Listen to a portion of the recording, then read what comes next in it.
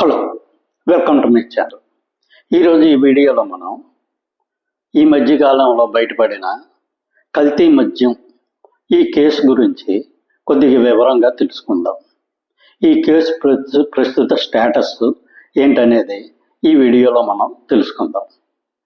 ఇంతవరకు ఈ channel subscribe చేసుకోకపోతే ప్లీజ్ ఈ ఛానల్ సబ్స్క్రైబ్ చేసుకోండి. ఈ ఛానల్ అభివృద్ధికి మీ వంతు సహకారం అందిస్తారని ఆశిస్తున్నాం. ఇక విషయంలోకి వెళ్తే, ఈ మద్యం కేసు అనేది శ్రీ జోగి రమేష్ గారికి మెడకి చాలా గట్టిగా బీసుకునే పరిస్థితులు కనిపిస్తున్నాయి.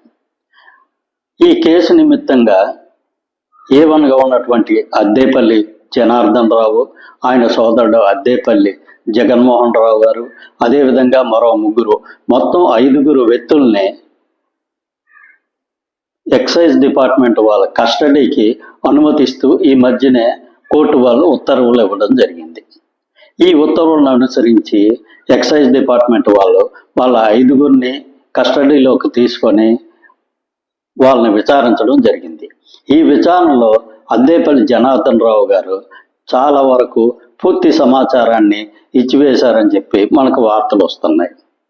ఆయన ఇచ్చిన వాంగ్మూలంలో ఏం చెప్పారంటే, జోగి రమేష్ గారు ఆయన చాలా కాలం నుంచి పరిచయస్తులుగా ఉన్నామని చెప్పి, ఈయన ఈ అద్దేపల్లి జనార్దన్ రావు చాలా భారీ ఎత్తున అప్పులు చేసి వ్యాపారాల్లో నష్టం వచ్చి చాలా తీవ్రమైన ఆర్థిక ఇబ్బందులు ఫేస్ చేస్తూ ఉన్నారు. దీని వలన జోగి రమేష్ గారు ఆయన్ని సంప్రదించి, నీకు కల్తీ మద్యం చేసే అవకాశం కల్పిస్తాను, నువ్వు దీనిలో కల్తీ మద్యం చెయ్యు, దీంట్లో భారీ ఎత్తున లాభాలు మనం పొందవచ్చు అని ఈయన ఒప్పించి ఇబ్రహీంపట్నంలో 2023 సంవత్సరంలోనే ఈ కల్తీ మద్యం చేసే ప్రక్రియను వాళ్ళు మొదలు పెట్టడం జరిగింది. కాకపోతే 2024లో కూటమి ప్రభుత్వం అధికారంలోకి వచ్చిన తర్వాత కొంతకాలం పాటు ఈ కల్తీ మద్యం తయారీని ఆపివేయడం జరిగింది. కానీ మరలా ఈ సంవత్సరం జూన్, జూలై నెలల్లోనే తిరిగి ఈ మద్యం కల్తీని తయారు చేయడం మొదలుపెట్టారు. ఇది మొలకల చెరువు, చిత్తూరు జిల్లాలో మొలకల చెరువు ప్రాంతంలో ఈ కల్తీ మద్యం తయారీ కేంద్రాన్ని స్థాపించి అక్కడ కల్తీ మద్యం తయారు చేయడం మొదలుపెట్టారు.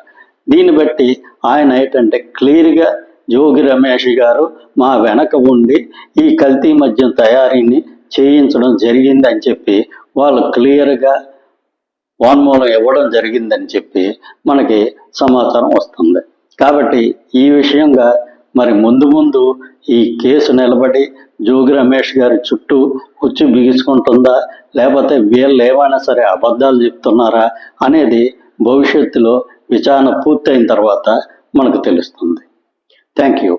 ఈ వీడియో నచ్చినట్లయితే ఈ ఛానల్ సబ్స్క్రైబ్ చేసుకోండి. Thank you very much.